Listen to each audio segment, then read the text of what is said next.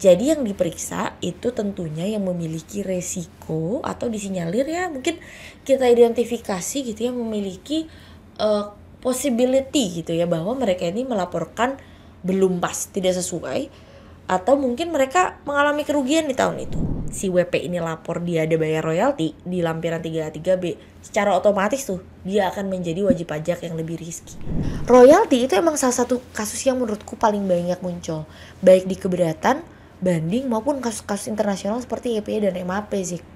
Kebayang gak sih kalau misalnya semua negara ini bisa ngelakuin MAP tapi suka-suka mereka? Selesainya 3 tahun lah, 5 tahun lah, 6 tahun lah. Ya keburu basi kan penerimaan pajaknya ya kan?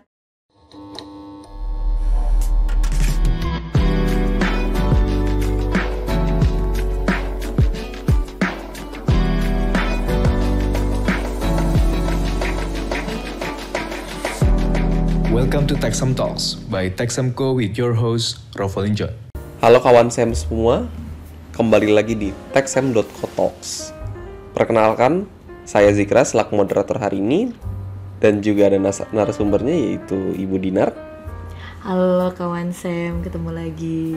Mungkin pada Taxamco Talks hari ini, kita akan membahas materi yang cukup seru terkait transfer pricing, yaitu terkait aspek prosedural dan hukum. Baik, mungkin saya langsung lanjut ke pertanyaan yang pertama. Kira-kira ini Ibu Dinar, apa sih yang harus menjadi perhatian bagi wajib pajak terkait pemeriksaan isu? Pemeriksaan isu transfer pricing, Ya, Zikra. Oke, jadi Zikra udah pernah ketemu wajib pajak yang diperiksa belum? Sejauh ini belum. Sejauh ini belum ya? Belum. Thank God gitu ya. Karena apa? Karena kasus pemeriksaan ini menjadi momok sebenarnya Zikra buat wajib pajak. Bayangin gak sih Zik? Jadi kalau misalnya sebuah wajib pajak ya sebuah perusahaan ya, dia udah trying to keep their taxation compliance really well gitu ya. Mereka udah lapor sesuai tepat waktu, terus tiba-tiba dapat surat pemberitahuan bahwa mereka akan diperiksa. Bayangin nerima suratnya aja rasanya udah gimana tuh? Kayaknya ya deg-degan ya. Deg-degan gitu ya, panik gitu kan. Terus kemudian disampaikan lagi bahwa ada petugas pajaknya mau datang ke kantor. Waduh ya kan, kayak Pemeriksaan dokumen. iya, pemeriksaan dokumen. Terus mereka mau wawancara sama direktur, bayangin nggak? Waduh. Itu pasti. Dan kenapa? Karena otomatis gitu ya, sebagai seorang wajib pajak gitu, perusahaan maupun ini individual gitu ya, dia harus memastikan bahwa aduh kok ada yang salah nulis gak ya, salah lapor gak ya, salah hitung gak ya gitu kan.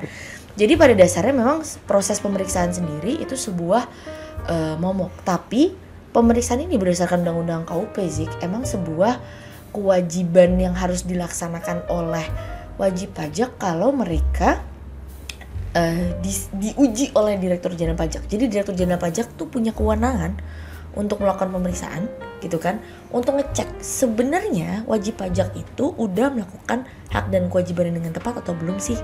Nah ini adalah sebuah konsekuensi dari sistem perpajakan kita, yaitu self assessment, ya kan? Self assessment itu kan mandiri, ya kan? Daftar sendiri, hitung sendiri, bayar sendiri, lapor sendiri, ya kan? Karena semua dilakukan sendiri, kira-kira gimana sih cara ngecek apa yang dilaporin itu benar atau salah? Ya areanya ini, metodenya ya pemeriksaan. Jadi mau gak mau pemeriksaan itu biasanya akan ada. Nah ketika kita ngomong pemeriksaan, biasanya gak semua wajib pajak diperiksa. Gokil dong kalau semua wajib pajak diperiksa. Kita punya 6 juta wajib pajak badan, otoritinya gak punya resource sebanyak itu Zik. Jadi yang diperiksa itu tentunya yang memiliki resiko atau disinyalir ya mungkin kita identifikasi gitu ya memiliki possibility gitu ya bahwa mereka ini melaporkan belum pas, tidak sesuai, atau mungkin mereka mengalami kerugian di tahun itu gitu ya. Jadi ada beberapa trigger yang mendorong adanya kemungkinan mereka diperiksa. Nah transfer pricing, kenapa sih ada transfer pricing sih? Karena ada transaksi kan. Transaksi siapa coba? Antara pihak hubungan istimewa. Exactly, hubungan istimewa. Nah begitu mereka tuh punya hubungan istimewa Zik, mereka pasti terpapar resiko gitu ya, tidak menerapkan prinsip kewajaran dan kewajiban usaha yang tepat. Nah makanya kemudian Direktur Jenderal Pajak menggunakan kewenangannya tuh, mengeksersis kewenangannya untuk apa? untuk nguji penerapan PKKU-nya tuh udah bener apa belum sih gitu. Nah, jadi ketika wajib pajak diperiksa untuk isu transfer pricing-nya dia, apa sih yang jadi harus perhatian buat dia? Ya tentu aja transaksi dengan hubungan istimewanya. Apakah TP-nya dia udah dilaporkan secara menyeluruh di SPT-nya, lampiran 33B udah dilaporin belum? Udah sesuai belum? Nah, dan yang paling penting sebagai pendukungnya, apakah mereka menyampaikan data dan informasi yang tepat di TP-Doc-nya atau enggak? Gitu. Jadi wajib pajak kawan Sam harus refleksi tuh, kira-kira saya udah masuk kriteria yang wajib TP-Doc belum? Kalau enggak, tetap loh harus dilaporin di lampiran 3A 3B, melaporkan transaksi dengan hubungan istimewanya. Udah bener belum? Udah sesuai belum? Bukti-buktinya ada atau enggak gitu ya? Dibuktiin. Kalau misalnya ada kontrak sebagai pembuktian, invoice dan sebagainya, udah terdokumentasi dengan baik atau belum? Nah, kalau mereka ternyata wajib TP-Doc sesuai dengan kriteria TP-Doc sih, TP-Doc-nya udah disusun apa belum? Itu yang harus dipikirin gitu. Oke, saya punya pertanyaan yang cukup unik kayaknya ya.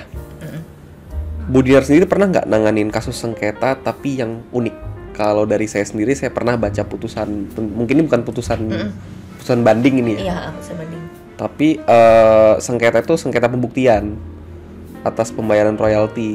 Nah, yang saya lucu nih, menurut saya lucu ya, si wajib pajak ini nggak bisa ngebuktiin atas pembayaran royaltinya, dan ya dia kalah banding akhirnya. Kalah banding ya. Oke, jadinya koreksinya DJP dipertahankan gitu ya. Iya, betul. Jadi malah jadi nambah kan sanksi administrasinya itu. Betul, benar banget. Oke, menarik sih. Jadi memang tadi ya sih kasus yang kamu ceritain nih, royalti itu emang salah satu kasus transfer pricing yang banyak banget muncul kawan Sam. Kenapa? Karena kalau kita ngomongin royalti, dia kaitannya dengan pembayaran atas intangible asset ya kan. Royalti itu biasanya dibayarin atas apa sih? Paten, penggunaan know-how gitu ya, teknologi, kemudian license atau trademark or brand gitu ya. Yang kadang-kadang memang value-nya tuh abu-abu gitu ya. Merek si A, merek ini gitu ya, sama merek sebelahnya mungkin lebih mahal brand yang ini gitu royaltinya dibanding brand sebelah yang gak sepopuler itu gitu. Jadi memang royalti itu menjadi salah satu transaksi apalagi apabila dilakukan antara hubungan istimewa ya, itu yang resikonya cukup tinggi. Jadi memang kalau si WP ini lapor dia ada bayar royalti di lampiran 3A 3B, secara otomatis tuh dia akan menjadi wajib pajak yang lebih risky. Karena apa? Karena penerapan PKKU-nya nggak mudah. Yang pertama harus dia buktikan adalah eksistensi dari pembayaran royalti tersebut. Berdasar nggak pembayaran royaltinya? Dalam penerapan PKKU, kalau kita ngomongin royalti tadi tuh sih, sebahas tentang kasus kamu dulu ya, itu masuk ke salah satu jenis transaksi yang mewajibkan tahapan pendahuluan. Tahapan pendahuluan ini simpelnya harus terpenuhi dua. Dia harus exist dan dia harus gives economic benefits untuk perusahaan itu. Economic benefits itu apa sih? Kurang lebih nih sih, kalau itu royalti dibayarkan, itu berarti harus menambah either profit dia saat ini atau masa depan, mengurangi biaya dia karena dia nggak perlu mengeluarkan biaya-biaya lain karena brandnya udah gede ya nggak sih, nggak usah marketing gitu kan. Jadi mengurangi biaya dia bisa menjaga posisi bisnis dia royaltinya gitu ya. Jadi banyak alasan, sepanjang dia memiliki manfaat jelas eksis manfaatnya bisa dia buktikan, nah itu terpenuhi tuh tahapan pendahuluannya itu untuk royalti. Nah, kalau tadi kamu tanya, pernah gak sih aku nemu kasus unik gitu ya sengketa pajak ya? Royalti itu emang salah satu kasus yang menurutku paling banyak muncul, baik di keberatan, banding maupun kasus-kasus internasional seperti EPA dan MAP sih. Jadi memang royalti it's one case.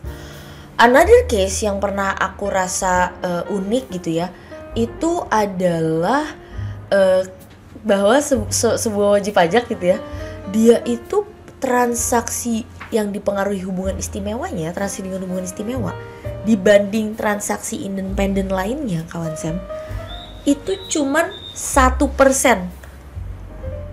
dari 100% transaksinya dia. Oke, bayang nggak? Bayang. Jadi dia tuh cuman lakuin transaksi hubungan istimewa tuh nilainya cuman 1%. 99%-nya adalah transaksi independen. Kalau dari sudut pandang kamu nih Zik, kira-kira perusahaan kayak gitu berisiko gak sih TP-nya? Cuma 1% loh transaksinya. Mungkin balik lagi dilihat ke threshold-nya ya, dia udah berapa peredaran brutonya? Betul. Mungkin berisiko atau nggak menurut kamu? Mungkin cukup berisiko ya. Berisiko. Tinggi atau rendah risikonya? Kalau dia transaksi cuma 1%? Mungkin kalau hanya 1% dari keseluruhan transaksinya ya, mungkin tidak terlalu berisiko ya. Bener. Jadi sebenarnya tidak terlalu berisiko. Kenapa? Karena toh 99% transaksi 99% transaksi di yang lain dilakukan sama pihak dengan independen. Kalau udah dilakukan dengan pihak independen kan udah hampir pasti arm's length dong. Nah, yang unik dari si WP ini yang pernah aku temuin, dia transaksi hubungan cuma 1%. Tapi Tipidoc dia disusun pakai TNMM. Jadi dengan kata lain, dia itu mau melihat kewajaran laba dia, ya, melihat kewajaran laba dia untuk menjustifikasi apakah transaksi yang kecil ini wajar atau enggak. Melihatnya pakai laba keseluruhan setahun. Itu kan jadi nggak pas. Ibaratnya gini ya sih. Tadi transaksi 1% itu adalah transaksi misalnya kamu punya perusahaan nih, terus kamu bayar ke aku jasa manajemen yang intinya aku tuh cuman ngebantuin kamu lihat market research aja. Terus kamu tiap bulan tiap tahun bayar aku 10 juta. Omset kamu 10 miliar. Oke, omset kamu 10 miliar nih. Terus kamu bayar aku 10 juta cuman buat market research. Nah, terus kamu lapor Tipidoc ya, lihat pengujian PKKU gitu ya. Karena kamu omsetnya gede, bisa 10M. 100M deh bahkan, 100M. Nah, untuk menjustifikasi transaksi kamu sama aku yang tadi 10 juta setahun itu, kamu melihat laba kamu. Dari omset kamu 100M, laba kamu 5%.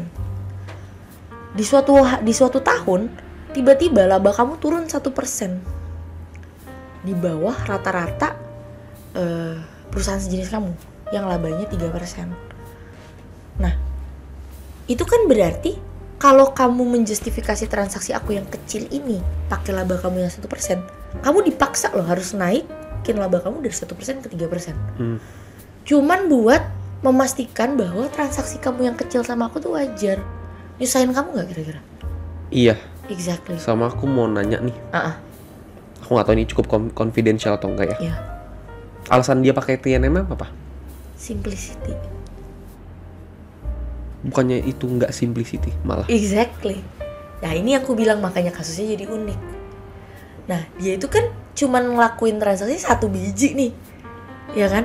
Jasa intragroup 1 dan nilainya 1%.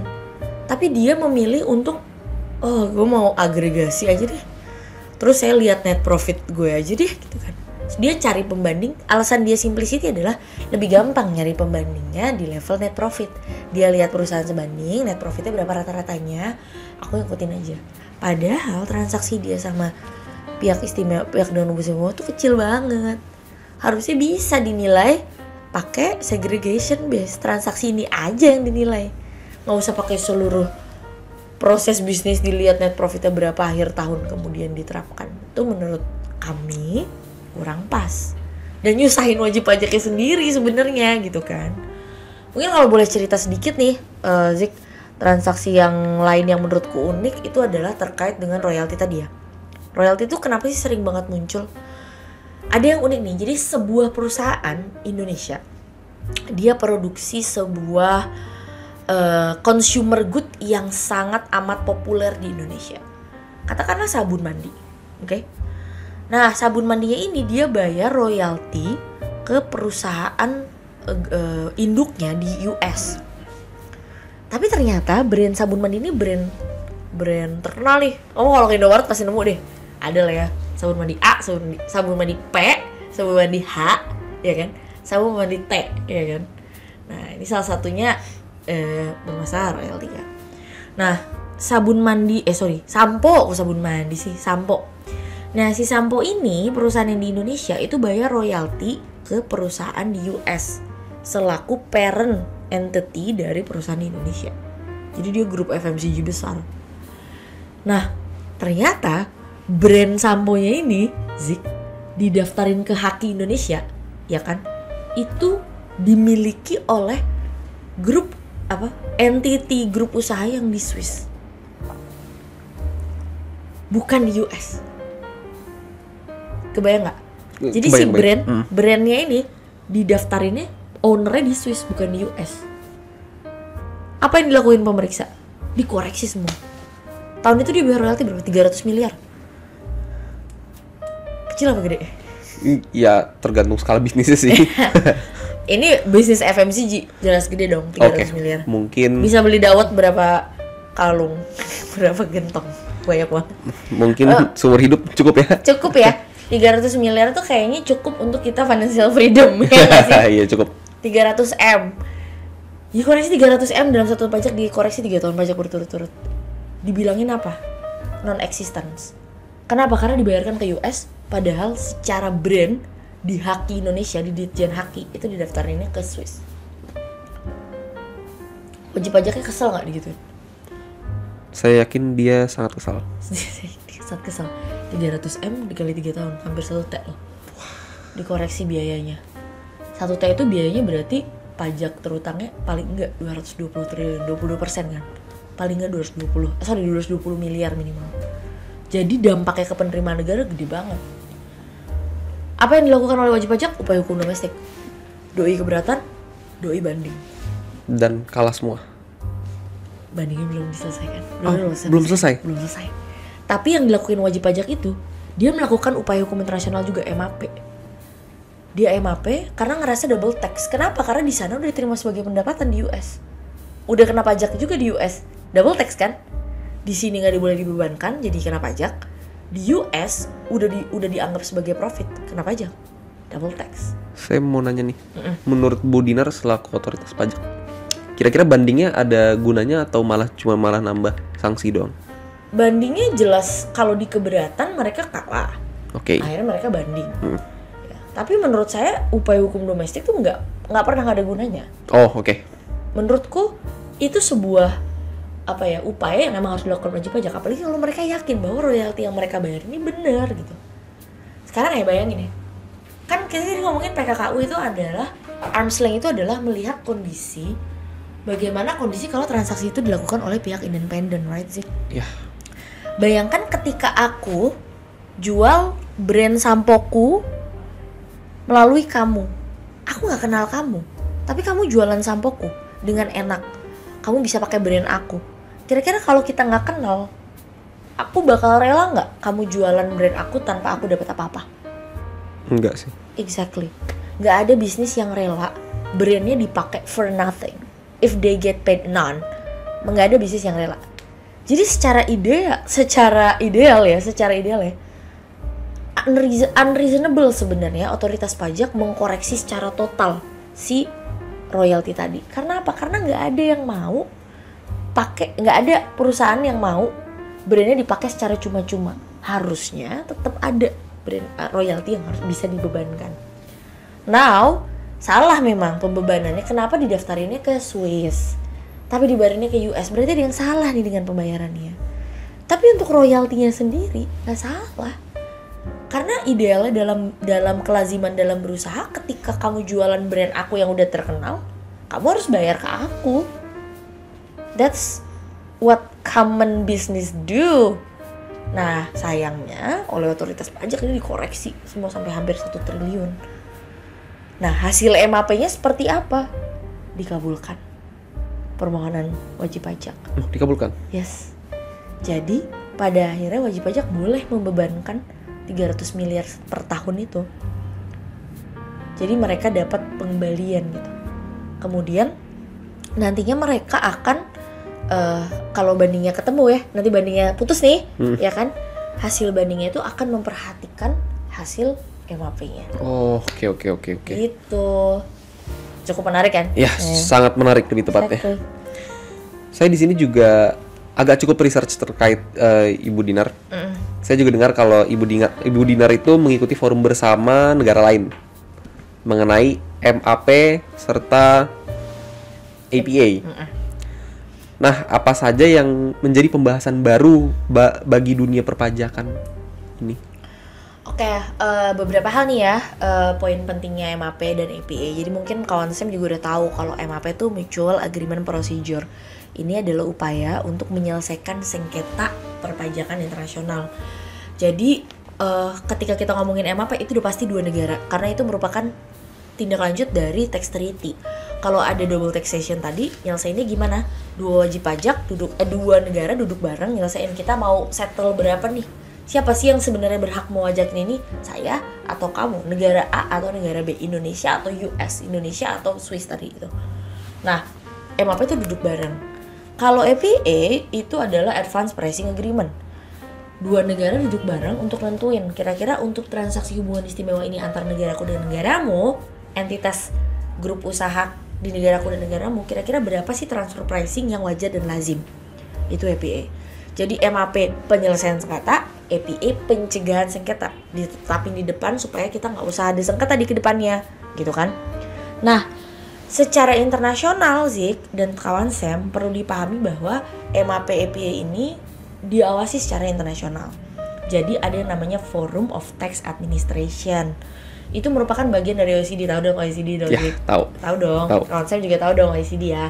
Nah, jadi memang OECD ini punya Forum of Tax Administration yang melakukan peer review secara berkala tentang pelaksanaan MAP. Kebayang gak sih kalau misalnya semua negara ini bisa ngelakuin MAP tapi suka-suka mereka? Selesainya 3 tahun lah, 5 tahun lah, 6 tahun lah. Ya keburu basi kan penerimaan pajaknya ya kan? Iya, betul. Keburu lewat bandingnya. Nah, makanya ada peer review ini sih. Kenapa? Supaya negara-negara ini melakukan conduct MAP dan APA-nya itu tidak merugikan negara lain. Dan secara internasional itu mereka bisa direview sama rekan negara lain gitu.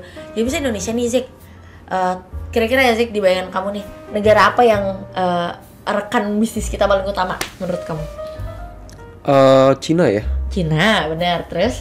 Terus USA? Betul. Terus satu lagi dong. Apa ya satu lagi? Apa menurut kamu? Negara-negara Asia sih? Jepang ya? Iya. Oh. US, Jepang, Cina gitu ya. Itu 3 negara yang cukup paling sering berunding MAP sama APA sama kita. Nah, 3-tiganya ini kan punya gaya yang beda nih dalam penyelesaian sengketa pajak internasional gitu ya. Nah, karena kita melakukan banyak diskusi sama Jepang, ya kita direview juga sama teman-teman dari Jepang. Oh, Indonesia ini tax authority-nya tuh udah sesuai banget nih sama OECD TP guidelines gitu. Atau justru nggak sesuai gitu. Oh, ternyata, Indonesia nih dulu ya, ini kita ngomongin 5 tahun sebelumnya ya, progres kita tuh nyelesain satu kasus tuh over 3 tahun sih. Oh, over? Iya, over. Kenapa? Karena analisisnya lama, terus kita harus negosiasi sama negara lain lama juga. Jadi alhasil satu kasus tuh baru bisa diselesaikan 3 tahun, 4 tahun. Itu kan merugikan kan buat wajib pajak. Berarti secara nggak langsung MAP ini mempermudah ya? Ya, dengan MAP ini dan ada peer review yang tadi secara internasional, itu membantu negara-negara untuk secara berkala memperbaiki conduct good governance di negara mereka dalam mengelola MAP dan APA ini gitu. Jadi perkembangannya adalah emang secara berkala, secara annual ya, kita di review sama negara-negara lain, dan juga kita tentunya dalam MAP dan APA tiap tahun itu mengelola statistik. Jadi kita secara open di OECD, kamu bisa lihat OECD statistik buat MAP sih, bisa di googling, siapa aja bisa buka.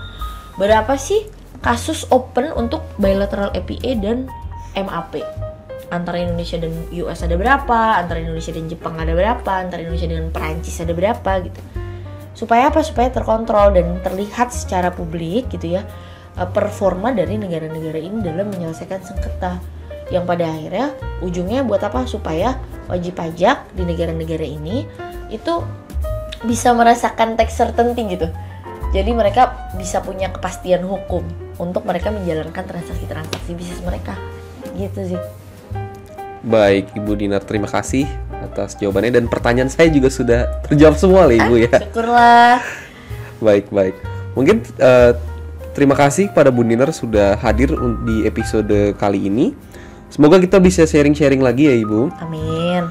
Dan jangan lupa juga untuk kawan Sam semua untuk pantengin terus sosial media kita di Instagram, LinkedIn, dan juga TikTok. Selain itu, kawan Sam juga bisa belajar brevet online dan ambil sertifikasinya yang bisa diambil kapanpun dan dimanapun. Karena dan kita juga di sini berbasis video yang mana tidak perlu menunggu batch 1, 2 dan seterusnya. Kawan Sam bisa akses di learningtechsam.co. Oke, terima kasih dan sampai jumpa di episode berikutnya.